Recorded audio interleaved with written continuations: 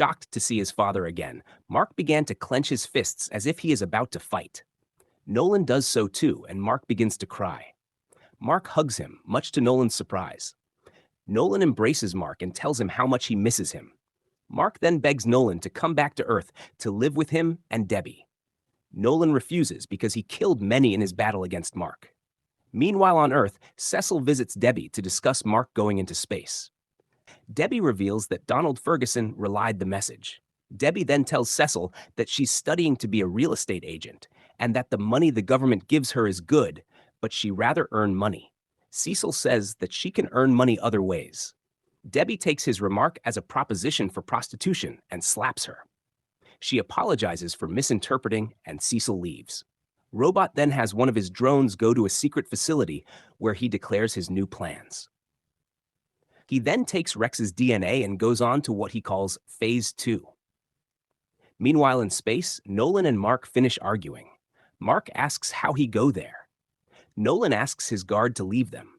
Nolan tells Mark about how he has lived for thousands of years and that he knew that if Mark didn't join him, he would have to kill him. Nolan goes on to say that he knew leaving Earth meant certain death by his own people. Nolan decided to leave Earth and find a world to conquer and attempt to lessen his punishment. After landing on the planet, he saw how they were different from humans and how they were more advanced and less advanced than them. Their downfall was their short longevity of 9 months. However, in order to make for it, they can learn skills almost instantly. The most eldest alien rules the entire planet. After Nolan revealed his 1,000-year lifespan, he was elected the new leader. Nolan goes on to say that he instructed them to retrieve Nolan, but they misinterpreted. Mark then attacks Nolan to see if he's an insectoid. Nolan compliments his strength and they head into his personal chambers. He then tells Mark that the Viltrum Empire knows there.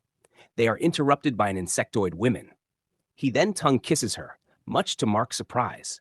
Nolan introduces her to him as Andressa, his mate and wife. Mark argues that he is abandoning him again, but Nolan rebuffs, citing that he betrayed Viltrum for Mark to live. He then mentions his mother, with Nolan not wishing to speak of it. Nolan then reveals to Mark that he has a younger brother, much to his surprise.